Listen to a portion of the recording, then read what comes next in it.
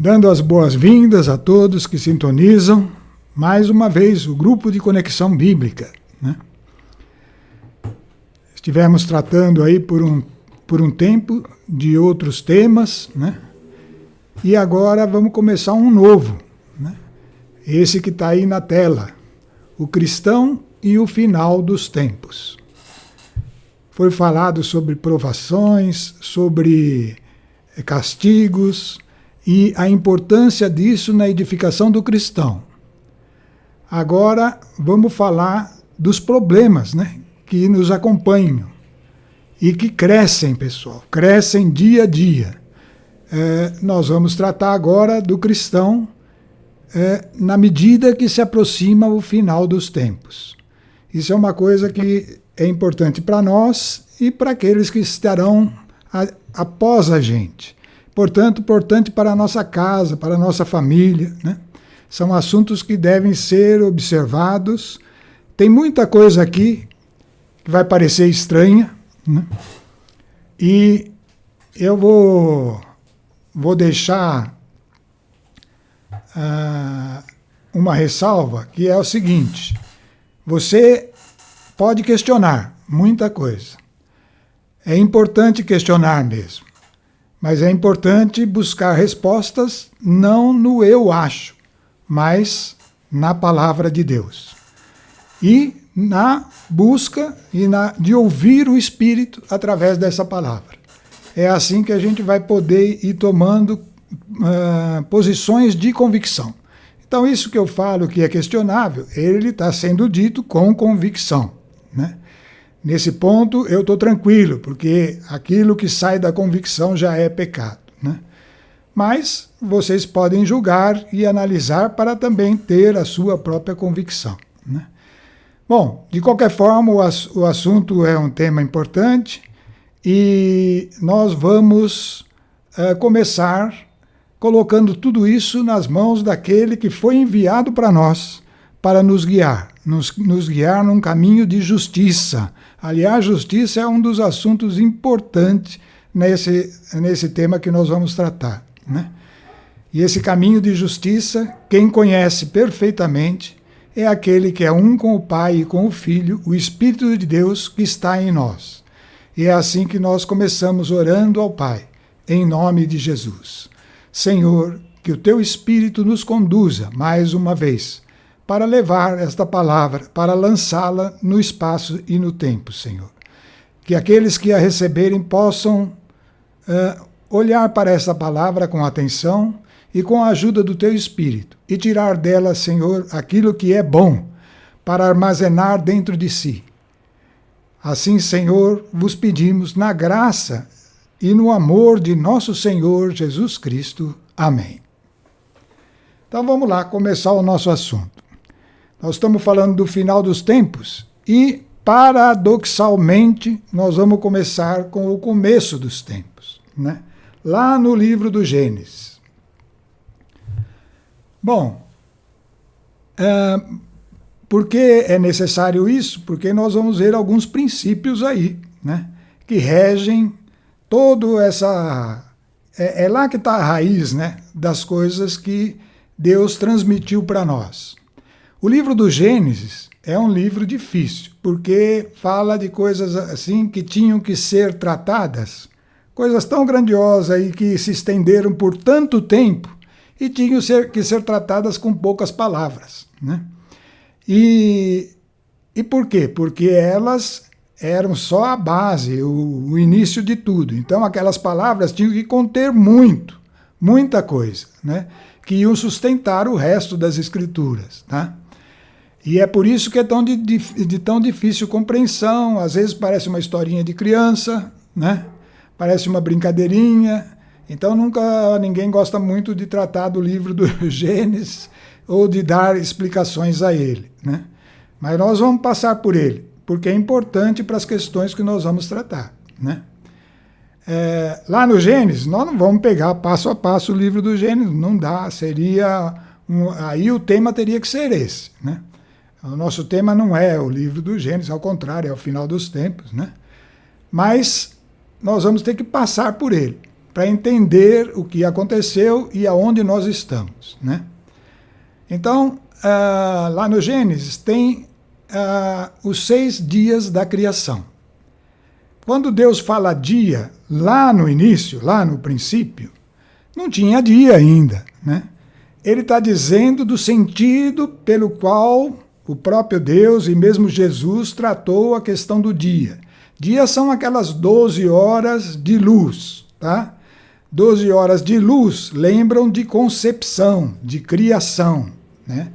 Que é como a mulher quando vai dar à luz, né? Vai trazer à luz. E depois, à noite, vem a hora da escuridão, né? Os 6 dias da criação, portanto, são 6 momentos de concepção. É algo que vai acontecer, vai trazer à luz tudo que seria criado por Deus. Estão entendendo? Tudo que seria criado por Deus seria trazido à luz nesses 6 momentos, né? No fundo, pegando uma maneira mais simples de entender, Deus vai criar algo extraordinário, né? Mas não pode criar sem ter concebido aquilo. É assim até hoje, qualquer coisa que você vai fazer. Você vai construir uma casa, você tem que fazer o projeto, tem que pensar os detalhes, tem que saber como vai ser. Você vai construir um carro, a mesma coisa. Tem que pensar em tudo, tem que saber como que vai ser o freio, como que vai ser o botão que acende a luz, como que vai ser... Tem que estar previsto. Se não prevê, mesmo a empresa mais poderosa não pode pôr lá dar uma ordem, faça-se um carro e o carro vai sair de que jeito, né? Tem que ter esse projeto totalmente definido. Portanto, esses 6 dias, eles acontecem como um momento de concepção, e eu estou dizendo aí na tela, na mente de Deus, tá? Então lá Deus está planejando cada uma das coisas, com poucas palavras, mas aquela palavra contém algo grandioso que vai ser imaginado em todos os detalhes na mente de Deus, e isso é o primeiro dia, por exemplo, né? Por isso, aquilo que está acontecendo nesses 6 dias está fora do conceito de espaço e tempo. Não está acontecendo no espaço e tempo, está acontecendo na mente de Deus, né? Gênesis 1 vai dizer assim: no princípio Deus criou o céu e a terra. A terra estava sem forma e vazia, ainda não existia nada, por isso que vai ter que ser concebida. E as trevas cobriam o abismo, e o Espírito de Deus pairava sobre as águas, né? Estas coisas são coisas misteriosas, né? Que estavam lá, e que é o ambiente onde Deus iria conceber, então, os 6 dias de concepção, né? Ele ia criar em 6 etapas o que ele chamou de terra, né? E de céus. Ele criou o céu e a terra. A primeira coisa que nós temos que ver aí, que esse céu não é o céu onde Deus habita. É o céu que nós vemos. É todas as estrelas, todos os astros, tudo que compõe o universo que nós vivemos. Esse céu é infinito. Nós já sabemos que o universo que nós vivemos, ele não se conhece o fim dele ainda, né? Mas ele foi criado aí. E nesse infinito, com todos esses astros, com todas essas coisas, tudo foi concebido nesses 6 dias, e dentro desses 6 dias a Terra. Por que a Terra? Porque tinha um propósito grandioso para um planeta, que seria colocado lá, e esse planeta estaria ali no lugar adequado para promover a vontade de Deus, tá? Então vamos ver o primeiro dia. Deus disse, tá sempre aquilo que Deus vai imaginando, então o verbo vai concretizar mais adiante, né? Deus disse, faça-se a luz, o primeiro item a ser criado. Luz. Então o que está na mente de Deus? Tudo que é a luz. Como que ela se propaga, como que ela se manifesta, o que ela representa, tudo, detalhe por detalhe, aquilo que a ciência estuda aí de forma assim, exaustiva para descobrir e para saber a velocidade da luz e para saber que a luz estava além do tempo, que ela consegue estancar o tempo, essas coisas todas que se fala na ciência, tudo isso já estava concebido lá dentro, né? E a luz foi feita, a luz mesmo, essa luz que brilha aí, tá, né? E Deus viu que a luz era boa. E vem uma frase importante: separou a luz das trevas. Então aqui há um sentido importante. A luz não tem parte com as trevas, pessoal. Vai guardando essas coisas, porque isso aqui é a definição de um juízo. E o final dos tempos, lembrem-se, é a proximidade do juízo. É justamente a proximidade da separação da luz das trevas, tá? Deus chamou a luz de dia. Então aquelas 12 horas são importantes. É o momento em que se trabalha, é o momento em que tudo acontece, né? Deve acontecer na luz. E chamou as trevas de noite. Sobreveio a tarde e depois a manhã. Que significa isso? Que tudo isso aconteceu num período que não era entre a tarde e a manhã. A tarde e a manhã veio depois. Ou seja, não foi à noite, foi o que ele chamou de dia, por isso que é o primeiro dia, né? Foi assim o primeiro dia. Então toda concepção é na luz, portanto foi o primeiro dia em que ele imaginou a luz em si, né? E ao mesmo tempo ele estava concebendo essa luz, né? E isso vai acontecer, nós não vamos entrar no detalhe, nos outros 6 dias, né? Mas vamos olhar que vai criar os animais, criar os elementos, primeiro os elementos que não são vivos, depois as plantas, depois os animais, todas as coisas, né?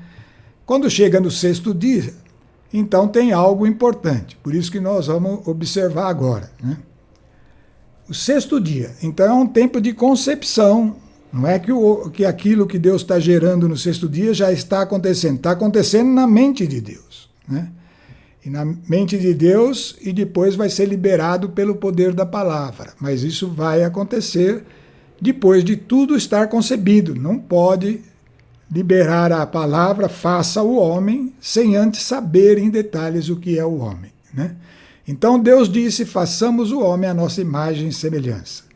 Que ele reine, então qual é o propósito do homem? Que ele reinasse sobre os peixes do mar, sobre as aves do céu, sobre os animais domésticos, sobre toda a terra. Então o homem, ele foi feito para reinar sobre a terra. Sobre todos os répteis que se arrastam sobre a terra. Deus criou o homem à sua imagem, criou a imagem de Deus e criou o homem e a mulher. Então nesse dia, nesse 6º dia, Deus imaginou e concebeu não só o homem, mas o homem e a mulher. E Deus os abençoou.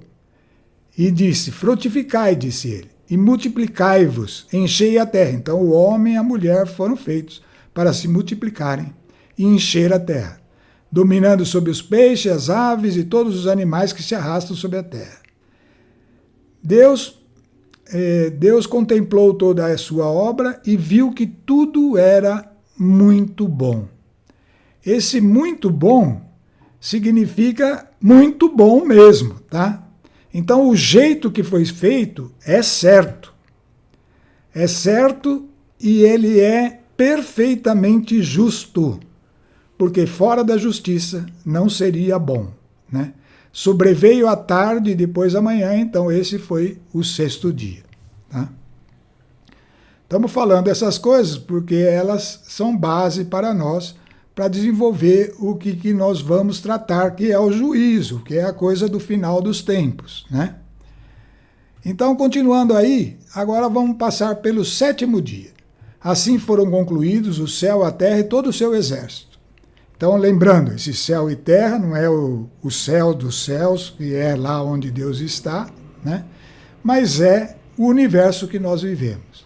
Tendo Deus terminado no 7º dia a obra que tinha feito, descansou do seu trabalho. Ele abençoou o 7º dia e o consagrou, porque nesse dia descansou de toda a obra da criação. Então, ele entrou no descanso. Aquilo que era o propósito dele estava cumprido, estava projetado, estava tudo pronto. Tal é a história da criação do céu e da terra no tempo que o Senhor Deus fez o céu e a terra. Portanto, Deus acabou aí com esse universo que nós vivemos. Tudo que está aí, todas as descobertas que já foram feitas e aquelas que ainda serão feitas, tudo isso foi concebido e esse universo passou a ser gerado a partir desses momentos. Desses 7 momentos aí, o 7º é o dia do descanso, que seria abençoado, o dia que seria reverenciado, né? Muito bem. Então o universo estava criado na mente de Deus. A prova disso, dá para a gente ver, é que Deus agora vai criar de novo, não é de novo, né? Ele já estava na mente, mas agora vai se materializar a criação do homem no capítulo 2. Lá estava escrito que Deus criou o homem e a mulher, lá, mas isso era na concepção, na mente de Deus. Agora vai acontecer a materialização daquilo que ele havia imaginado. Então, a criação do homem na terra. E aí, ele criou só o homem, se você observar, né? E tem uma razão para isso. A criação do homem na terra e depois a sua separação no jardim do Éden. Por alguma razão, ele vai tirar o homem daqui da terra, que foi o planetinha do qual ele criou o homem, né? E o homem é importante para Deus, né? Ele é semente dos filhos de Deus, tá? Então, ele vai tirar esse homem e pôr lá no jardim do Éden. A gente vai conseguir vislumbrar a razão disso, né? Mas, de qualquer forma, agora vamos ver como aconteceu essa materialização da criação daquilo que havia sido concebido. Gênesis 2 vai dizer o seguinte: não existia ainda sobre a terra nenhum arbusto nos campos, e nenhuma erva havia ainda brotado nos campos. Então estava tudo em processo. Está vendo que aquilo que foi feito naqueles momentos, ele se estende depois por centenas, milhões, bilhões de anos. Vai se estender, pessoal. Para Deus não tem limite de tempo, de espaço, não tem. Não tem. Assim como não tem para a luz, tá? Deus... então aquilo vai acontecer ao longo de um processo que não importa o tempo, né? Não existia ainda sobre a terra nenhum arbusto, nada tinha sido começado dos vegetais e nenhuma erva brotada. Porque o Senhor Deus não tinha feito chover sobre a terra, nem havia homem que a cultivava. Mas subia da terra um vapor que regava toda a superfície. Então tinha a umidade, já tinha os elementos áridos, né? Estava ali. E era um ambiente propício para que germinasse as primeiras formas de vida, e vai acontecer mesmo tudo num processo de evolução, tá? Um processo de evolução que vai cumprir aquilo que Deus concebeu. E Deus não está limitado a tempo, isso vai transcorrer ao longo de muitos anos. O que a ciência descobre, a ciência está sempre procurando o que aconteceu, o que é a verdade. E ela, às vezes, cai no erro terrível de se orgulhar por isso. E ela não tem a humildade de ver que isso estava dentro do propósito de Deus. Mas aconteceu aquilo lá, um processo evolutivo que vai gerar o homem. É formar o homem do barro. Deus foi formando desta forma o homem daquele barro lá, aquela umidade que subia da terra. Foi ali que foi formando as primeiras formas de vida e elas foram se evoluindo e se desenvolvendo e vivendo experiências até que formasse um corpo aperfeiçoado, que seria a linhagem que gerou os primeiros hominídeos e depois vai gerar o primeiro homem moderno, que seria então Adão, né? O Senhor Deus formou, pois, o homem do barro da terra, inspirou-lhe na narina o sopro de vida. Então esse sim foi formado ali num momento, aí sim vem o sopro de Deus, que é o Espírito, e o homem se tornou um ser vivente. Então nós estamos vendo aí o que aconteceu, aquilo que a gente sempre fala, o homem é corpo material, ele recebe um espírito, que é um sopro de vida, e se torna um ser capaz de decisão, de raciocínio, que tem alma. São as 3 partes do homem. Deus formou, pois, o homem do barro, que é corpo, inspirou-lhe um espírito, um sopro de vida, que é o seu espírito, o espírito do homem, e não o espírito de Deus, o espírito do próprio homem, né? E o homem se tornou um ser vivente, que é a alma, tá? Então aqui está formado o primeiro homem, Adão. Vamos ver o que aconteceu em seguida. O Senhor Deus tomou o homem e o colocou no jardim do Éden, para cultivar o solo e o guardar. Deu uma função para o homem. Ele teria que cultivar o solo e guardar o jardim. Deu-lhe esse preceito: podes comer de todo o fruto da árvore do jardim, mas não comas do fruto da árvore da ciência do bem e do mal, porque no dia que dele comeres, morrerás indubitavelmente. Aqui é o que eu falei, o Gênesis é um pacote de pequenas palavras com um monte de informações, né? O que é esses frutos, que tinha muitos frutos no jardim? E por que ele foi levado para o jardim do Éden? Porque Deus tinha um propósito para o homem. Façamos o homem à nossa imagem e semelhança. O homem era para ser formado com um propósito de ser filho de Deus, né? Então ele precisava ir para um lugar onde o alimento era adequado para que ele fosse se conformando à natureza de Deus, né? Então ele deveria estar ali e deveria comer de todos os frutos das árvores do jardim. Era o alimento adequado ao homem, lá nesse lugar do Éden, que não é o nosso universo, é um lugar transitório, talvez, eu estou supondo, são coisas que eu falei, e eu vou falando aqui e depois vocês julgam, né? Entre o universo nosso, que é o nosso céu e a nossa terra aqui no mundo, e o céu dos céus, que é o lugar de Deus. Então, nesse lugar aí, que seria o lugar adequado para a formação dos filhos de Deus que foram gerados aqui na Terra. Mas tinha uma questão que vem na sequência. Bom, primeiro vamos ver a criação da mulher, antes de eu falar da questão, porque ela vem na sequência aí, na próxima tela. E lá, então, agora vem a materialização da mulher, que é totalmente diferente do processo do homem, né? Embora deva ser algo similar, né? Mas tem aí uma questão importante. Então o Senhor Deus mandou ao homem um profundo sono, e enquanto ele dormia, tomou-lhe uma costela e fechou com carne o seu lugar. E da costela que ele tinha tomado do homem, o Senhor Deus fez uma mulher e levou-a para junto do homem. Então, temos aí um caso especial, né? A mulher, pelo menos esta, né, que tá aí sendo colocada, seria gerado não naquele processo que o homem foi gerado, mas seria extraída do homem. Eis aqui, agora aqui, disse o homem, o osso dos meus ossos e carne da minha carne. Ela se chamará mulher porque foi tomada do homem. Por isso o homem deixa seu pai e sua mãe para se unir à sua mulher, já não são mais que uma só carne. Homem e mulher estavam nus e não se vergonhavam. Aqui, aí está escrito embaixo, né? É a gente que está escrevendo. Aqui Deus estabelece a condição ideal para a união do homem com a mulher a fim de gerar filhos para Deus, tá? Então vamos entender aí o que está acontecendo.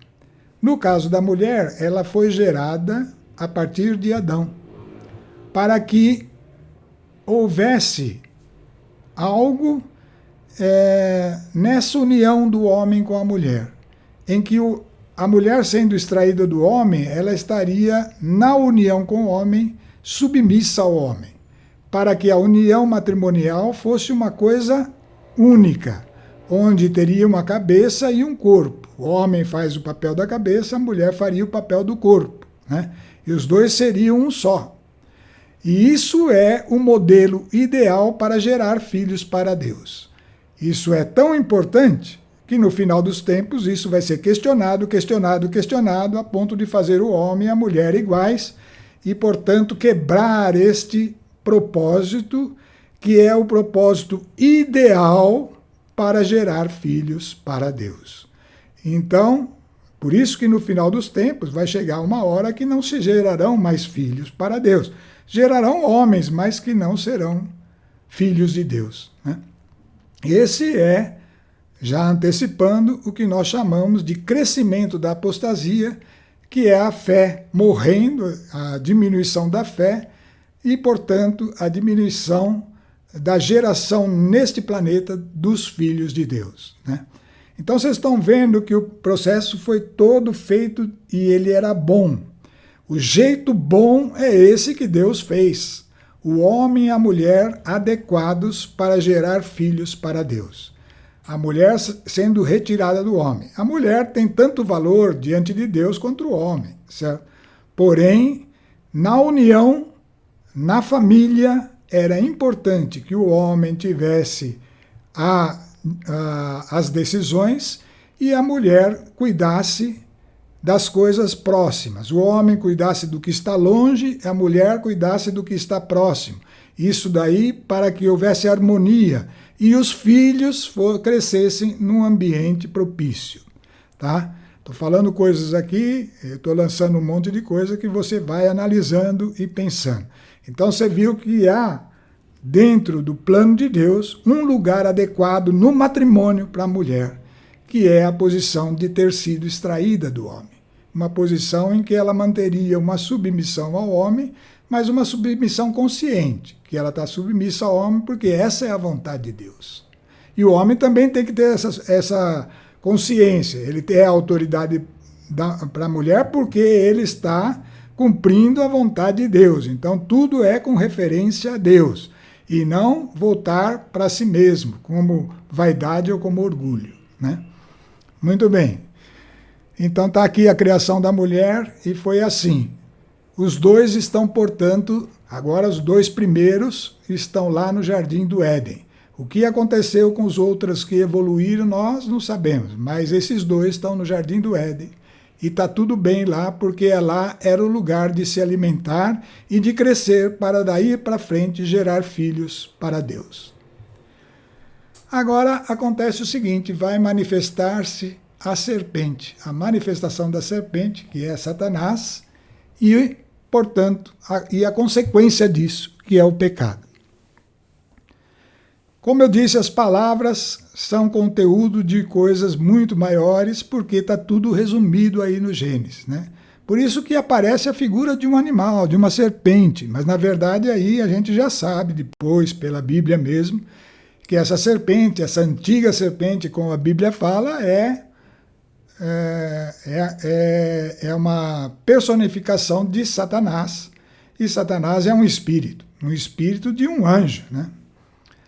Muito bem, a serpente era o mais astuto de todos os animais do campo que o Senhor Deus tinha formado. Ela disse à mulher, é verdade que Deus vos proibiu de comer do fruto da árvore do jardim? A mulher respondeu-lhe, podemos comer do fruto das árvores do jardim. Mas do fruto da árvore que está no meio do jardim, Deus disse, não comereis dele, nem o tocareis, para que não morrais. Oh não, tornou a serpente, vós não morrereis, mas Deus bem sabe que no dia em que dele comerdes, vossos olhos se abrirão e sereis como deuses, conhecedores do bem e do mal. Bom, a serpente não falou mentira, viu? Ela falou a verdade, aí nesse caso. Não no todo da frase, mas principalmente nessa parte final. Conhecer o bem e o mal é ser como Deus. Deus conhece o bem e o mal totalmente, tá? Porém, o que ela falou de errado foi que ele podia comer, e Deus tinha falado que não, né? A mulher, vendo que o fruto da árvore era bom para comer e agradável ao aspecto, então veja bem, começa a ter aqui algumas coisas que são importantes para nós, tá? Primeiro, esse questionamento daquilo que Deus disse. Primeira tentativa de enganar ali, falando, você não pode comer de nenhuma fruta? Não, eu posso, né? Só dessa aqui que não. Porque se eu comer eu vou morrer. Não, mas não é bem isso, tá? Não é bem isso. É que se você comer, você vai ser igual a Deus. Olha aí, coloca algo precioso, mais precioso do que a mulher estava imaginando, né? E aí você vai conhecer o bem e o mal. A mulher vendo então aquilo tudo, achou que era de agradável aspecto, muito apropriado, tomou e comeu, e apresentou ao marido, que igualmente comeu. Essa história nós sabemos bem, é o que trouxe a condenação aos dois que estavam lá no Jardim do Éden. Eles foram tirados de lá, porque agora não podiam mais permanecer lá, né? Vamos ver. Muito bem, aí vamos ler só algumas partes, né? Porque nós já sabemos essa história. Mas vamos ver o que Deus disse a hora que ele detectou essa artimanha de Satanás. Na verdade, Deus já tinha essa onisciência, sabia que Satanás faria aquilo. E isso é uma questão que nós vamos levantar, tá? Então vamos ver que existe uma antecipação na frase que Deus falou para Eva sobre a justificação da mulher em si. Gênesis 3 diz assim: Então o Senhor Deus disse à serpente: Por que fizestes isto? Serás maldita entre todos os animais domésticos e as feras do campo, e andarás de rastros sobre seu ventre, e comerás o pó todos os dias de sua vida.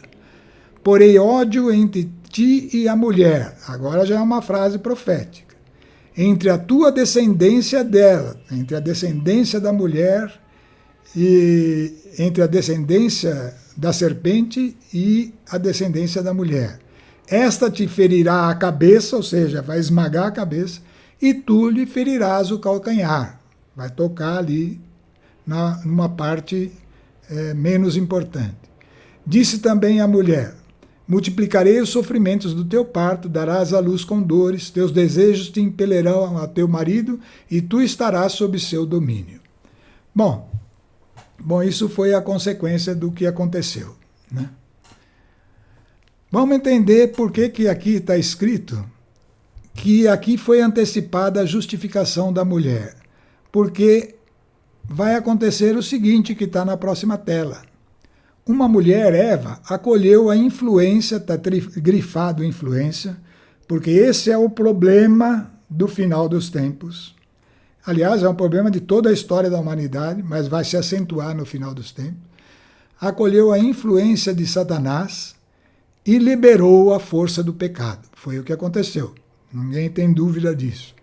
Milhares de anos depois, uma mulher, Maria, entregou-se ao contrário, ao propósito de Deus, e liberou o poder para vencer o pecado, para esmagar a cabeça de Satanás e esmagar o pecado.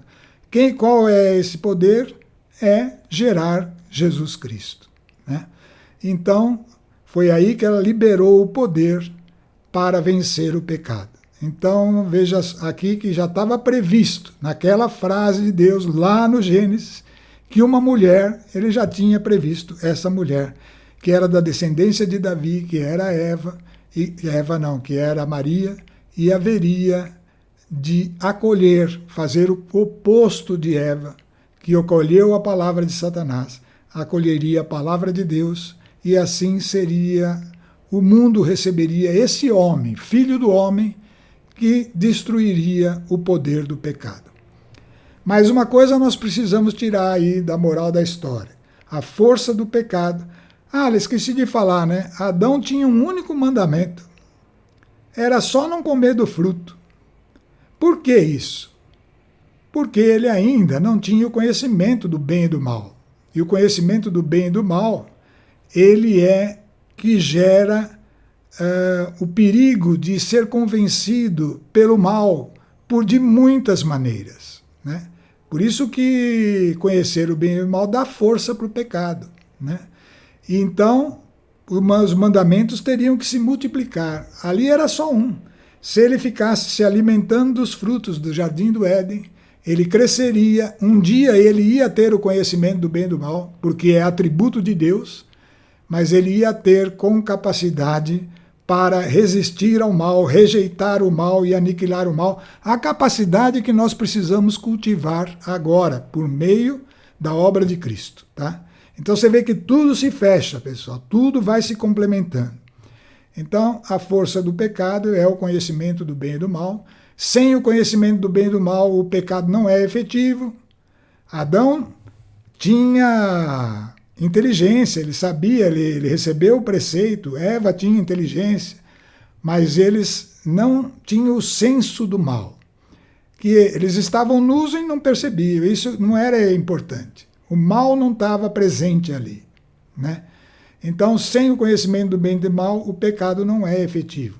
Ele não corrompe, mas de posse desse atributo que pertence a Deus e precisa ter, porque é necessário reconhecer o mal, e por isso é muito bom, a capacidade de decisão que está no homem o coloca agora entre a luz e as trevas. O homem ficou com essa... Como ele tem uma capacidade de decisão, que nós vamos falar dela, como ele tem inerente dentro dele, então, com o conhecimento do bem e do mal, ele ficou entre o bem e o mal, entre a luz e as trevas. Neste momento ficou estabelecida a necessidade do juízo, que vai ser a separação entre a luz e as trevas. Tá? Aqui começa já a apontar lá para o final dos tempos a questão do juízo. Bom, juízo final é a separação entre as trevas e a luz. E é uma questão de justiça. Por quê? Porque vai separar o bem do mal. Não dá para misturar os dois. É uma mistura que não gera bons resultados, né? Aqui nos deparamos com uma dúvida comum. Eu vou tratar de uma dúvida que eu mesmo já ouvi falar várias vezes, eu já pensei isso que eu vou dizer aí, e você pode avaliar isso. Uma dúvida comum que nos provoca e confunde, e ela está aí na tela. Por que Deus, como ele é em sua onisciência, não impediu Satanás no dia do pecado? Deus não é onisciente? E aquilo que eu falei lá no começo, ele já não sabia que Satanás ia convencer Eva? Por que ele não impediu? Ou ainda, por que Deus, em sua onipotência, já que aconteceu, vamos levar em conta que aconteceu. Deus se distraiu e aconteceu, né? Então, por que na onipotência ele não impede que sejam gerados aqueles que escolherão as trevas e que serão condenados no juízo e que estarão aí envolvidos com os que buscam a luz e complicando as coisas, né? Por que ele não impede que sejam gerados antes que não nasça, né? Já que vai ser condenado, né? Isto não resolveria uma infinidade de dores e sofrimentos? Essa questão, pessoal, está muitas vezes na cabeça, mesmo dos cristãos. Ou então, se ele nunca pensou nisso, uma hora ele pode se confrontar com alguém que fala isso. E ele vai ficar sem resposta, né? Então, é uma questão que precisa ser tratada, né? E nós precisamos ter isso muito claro na nossa mente. Muito claro, porque isso dá firmeza para nós, tá? Então, nós temos que entender por que Deus, em sua onisciência, não impediu Satanás. E por que Deus, em sua onipotência, não faz o seguinte, só gera os que serão filhos mesmo e o restante nem gera, né? Vamos entender isso aí. A resposta é por causa da justiça. Entrou um tema que nós vamos explorar aqui e explorar biblicamente. Mostrar a importância da justiça, como ela é fundamento para todo o trono de Deus, tá? A resposta, então, é essa, por causa da justiça. Primeira razão, Deus criou os seres humanos e anjos em sua integridade. Tá vendo? Eu vou falar não só os homens, não. Homens e anjos. Os seres, homens e anjos, em sua integridade. E a integridade qual é? Corpo, alma e espírito. Mesmo o anjo tem um corpo glorificado, nós temos um corpo glorificado, corpo humano, corpo material, que um dia vai ser glorificado. Alma e espírito. Alma, a nossa cabeça, o nosso pensamento, a nossa mente, e espírito, nosso coração, órgão assim que representa, onde a gente concentra os nossos valores, aquilo que nós damos importância, tá? E todos os seres têm isso. Um ser possui algo completamente seu, senão não seria ser, tá? Um ser, ser quer dizer um ser do ponto de vista de Deus, né? Algo que ele criou que tem autonomia, né? Isso Adão já tinha antes do pecado, tá? Que Deus não toca por causa da justiça, ele não toca.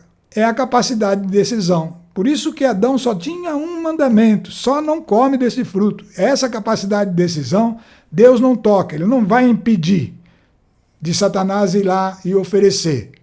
Porque tem que ser a decisão da pessoa, senão seria forçado. E se for forçado, estoura aqui na justiça. Não pode forçar, tá? Então tem que ser algo decidido. Essa capacidade de decisão é preservada.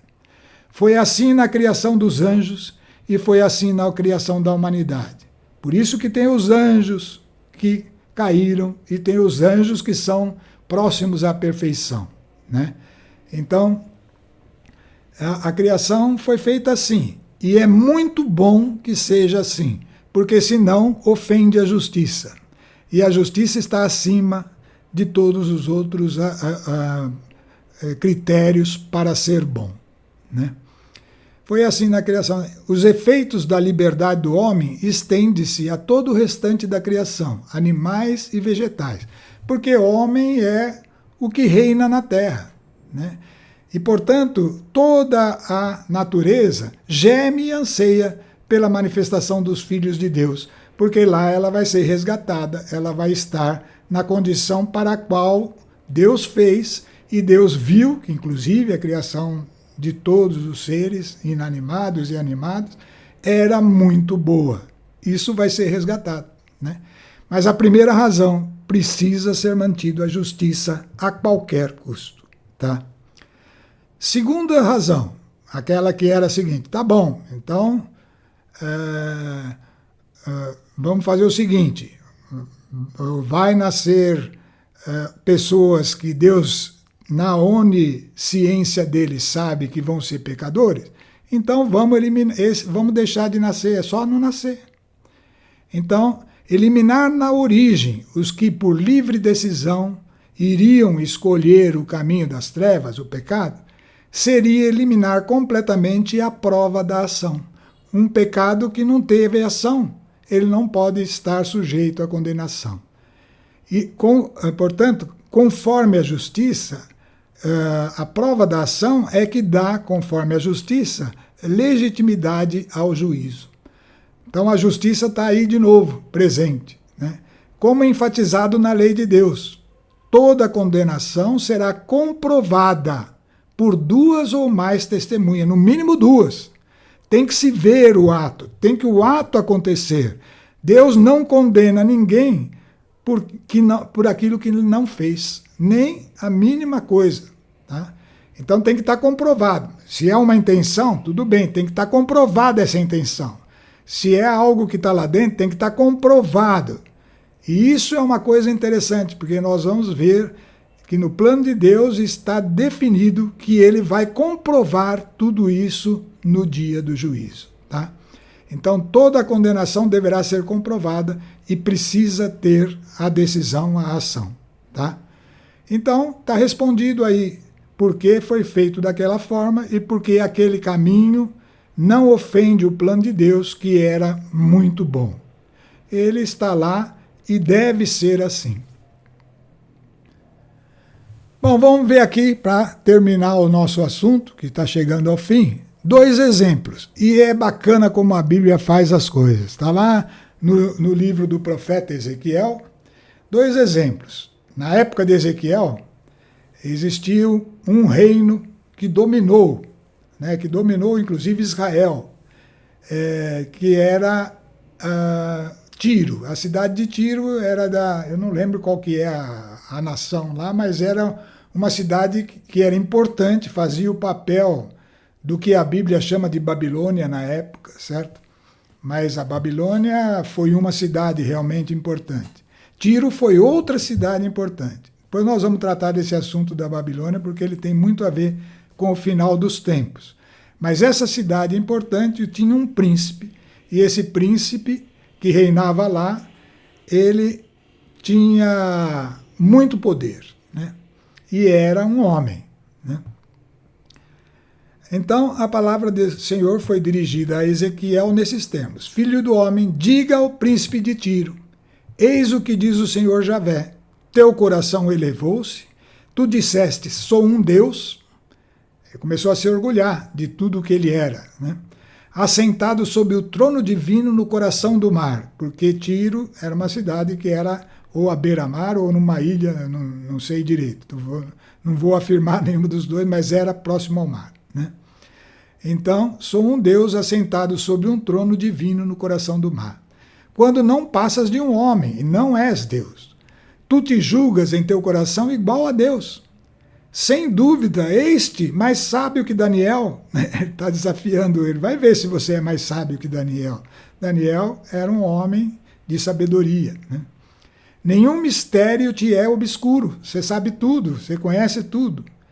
É por tua sutil inteligência que adquiristes bens, e acumulastes ouro e prata em teus tesouros. Por tua grande habilidade comercial, tens aumentado tuas riquezas, e teu coração se ensoberbeceu. Então, a ordem que Deus deu a Ezequiel foi mostrar para o rei de Tiro tudo o que estava acontecendo com ele. Ele era um homem. Quem sabe ele reconhecesse isso, né? E aí, Deus anuncia para ele o que vai acontecer com ele. Por causa disso, eis o que diz o Senhor Javé. Já que em teu coração te julgas igual a Deus, farei vir contra ti os estrangeiros, os mais brutais de todos os povos, que tirarão a espada contra os esplendores de tua sabedoria e empanarão o teu brilho. Eles te farão descer a fossa, morrerás como um decapitado no coração do mar.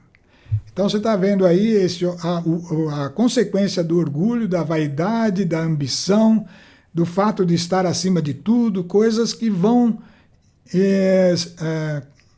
corrompendo o homem a tal ponto que ele fica sujeito a uma condenação e a uma separação definitiva, né? Então, esse é um homem que cedeu à iniquidade. Escolheu a iniquidade. Isso é decisão dele, é decisão pessoal de cada um de nós. Isso é exemplo para nós. Mas tem algo mais importante aí em Tiro ainda, que nós vamos ver agora.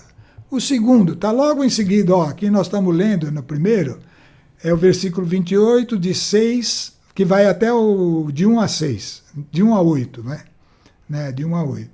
Depois nós vamos ler de 11 em diante. É no mesmo texto, na mesma página, lá no livro de Ezequiel, capítulo 28. Né? Então, agora nós vamos ver que existe algo, um espírito por trás desse rei de Tiro. E que é ele que estimula tudo aquilo no rei de Tiro. Então nós temos que aprender que as ações à nossa volta existem espíritos e que nós precisamos ter consciência disso. Nós precisamos dar ouvido ao Espírito de Deus e não ao espírito de trevas que pode estar nos estimulando. Vamos ver aí esse exemplo com a figura de um anjo, né, que está dominando o rei de Tiro. A palavra do Senhor foi-me dirigida nesses termos. Então Ezequiel recebeu essa palavra. Filho do homem, entoa um cântico fúnebre sobre o rei de Tiro. Ele trata esse espírito como se fosse o próprio rei de Tiro, porque a influência toda das atitudes do rei estão fundamentadas nesse espírito. Vamos entender porque aqui ele mostra claramente que é um espírito na sequência. Dize-lhe, eis o que diz o Senhor Javé, eras um selo de perfeição. Aqui começa uma coisa importante. Nós vamos ver o que aconteceu com Satanás. Satanás era um selo de perfeição, cheio de sabedoria, de uma beleza acabada e sabedoria. Estavas no Éden, lá naquele lugar onde tem todas as condições para estar junto de Deus. Estavas no Éden. jardim de Deus, estava coberto de gemas diversas, sargônica, pedras preciosas, valores preciosos, sardônica, topázio, diamante, crisólito, ônix, jaspe, safira, carbúnculo, esmeralda, trabalhadas em ouro. Tamborins e flautas, melhores músicas estavam a seu serviço, prontos desde o dia em que foste criado. Eras um querubim, tá vendo? É um anjo mesmo que ele está falando agora. Esse rei de Tiro é aquela força que está por trás dele. Eras um querubim protetor, colocado sobre a montanha santa de Deus e passeava entre as pedras de fogo. Pus pedras de fogo em vermelho, porque essas pedras de fogo, toda vez que você vê ela na Bíblia, ela significa a justiça. É o fundamento do trono de Deus. Tem várias passagens que revelam uma visão do trono de Deus, então vê Deus, não consegue enxergar a figura, vai adiante dele um arco-íris, com as cores do arco-íris, que é o modo como Deus se manifesta, mas no fundamento do trono tem essas pedras de fogo, que são o que sustenta o trono de Deus. E nós vamos ver que a justiça é que sustenta o trono dos reis, né? E Satanás passeava entre as pedras de fogo, estava lá no âmago da justiça, né? Continuando, fostes irrepreensível no teu proceder, desde o dia em que fosse criado. Ele chegou a um nível altíssimo, e é por isso que ele agora é que tem condições de exercer todo esse processo de confronto com o próprio Deus, né? Também nós vamos entender isso aí, mas vamos tratar disso, né, porque nós estamos tratando do juízo, e ele vai estar presente lá, né? Então, fostes irrepreensível desde o dia em que foste criado, até que a iniquidade apareceu em ti. Então, essa iniquidade foi acolhida. No desenvolvimento do teu comércio, encheram-se as tuas entranhas de violência e pecado. Por isso eu te bani da montanha de Deus e te fiz perecer. Ele já olha para Satanás como aquele que pereceu. Ó querubim protetor, em meio às pedras de fogo. Teu coração se inflou de orgulho devido à tua beleza. Arruinastes a tua sabedoria por causa do teu esplendor. Precipitei-te em terra e dei com isso um espetáculo aos reis. Bom, isso tudo vai acontecer com Satanás, e isso nós vamos ver lá no final dos tempos. Mas até lá, nós temos que entender que tanto os anjos quanto os homens podem ceder à iniquidade. E aqui nós demos um exemplo marcante do rei de Tiro e um exemplo marcante de um anjo de perfeição que estava junto de Deus. Continuando aí o que Deus falou sobre Satanás. A força de iniquidade e de desonestidade no teu comércio, profanastes os teus santuários. Assim eu fiz jorrar fogo que te devorou e te reduzi a cinza sobre a terra aos olhos dos espectadores. Isso é uma frase profética. Isso, na verdade, vai acontecer, nós vamos ver lá no dia do juízo final. Todos aqueles que te conheciam entre os povos ficaram estupefatos com o teu destino. Acabaste sendo objeto de espanto, fostes banido para sempre. Bom, todo esse nosso esforço hoje, falando lá do princípio das coisas, do Gênesis e tudo mais, é para mostrar que nós estamos entre esses dois extremos, entre a luz e as trevas, e temos tudo o que é necessário para ir para a luz, mas podemos também acolher tendências para a treva. O final dos tempos vai aumentar o ambiente nocivo à nossa volta, e, portanto, precisamos estar alertas.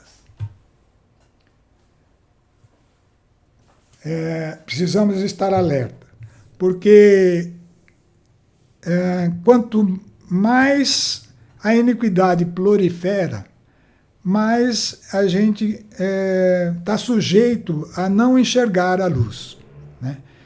E é importante que a gente tenha essa consciência, né? A Bíblia mostra claramente que vai chegar o dia em que os filhos de Deus não vão ser mais gerados. Jesus falou isso claramente naquela frase.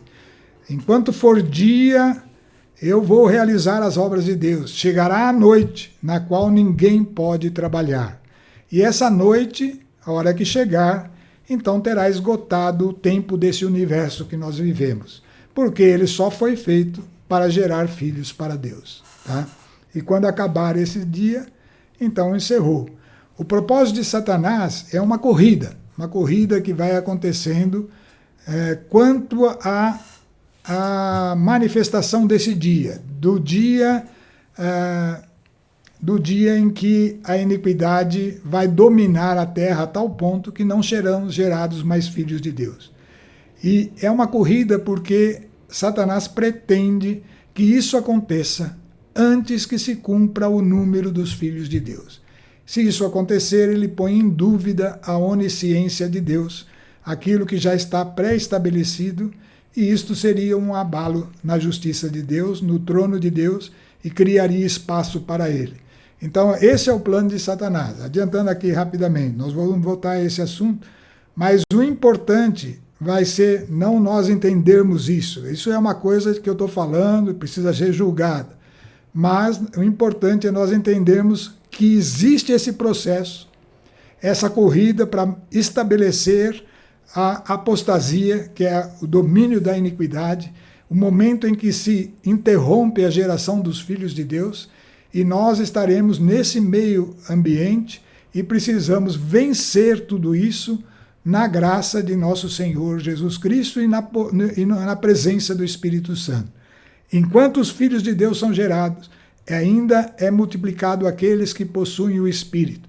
Na hora que terminar esse processo, então virá o juízo final e nós vamos ver que nós precisamos estar preparados para isso, ou a nossa descendência precisa estar preparada. Nós vamos falar destas questões e a Bíblia nos traz essas questões. Bom, vamos então encerrar aqui com a nossa oração, né? Pedindo a Deus que nos dê sabedoria para julgar todas estas coisas, para tirar aí o sentido mais importante, aquilo que é a verdade. E a verdade, quanto mais entrar em nós, mais será Cristo em nós. Senhor, que Cristo viva no coração daqueles que ouvem, no meu coração, no coração daqueles que virão a ouvir e virão a crescer, a se converter. Senhor, que a bênção do Deus Todo-Poderoso esteja sobre nós e nos conduza sempre mais e mais nessa verdade que é Jesus Cristo. Ele é a verdade e a vida, e a Ele todo louvor e adoração. Amém.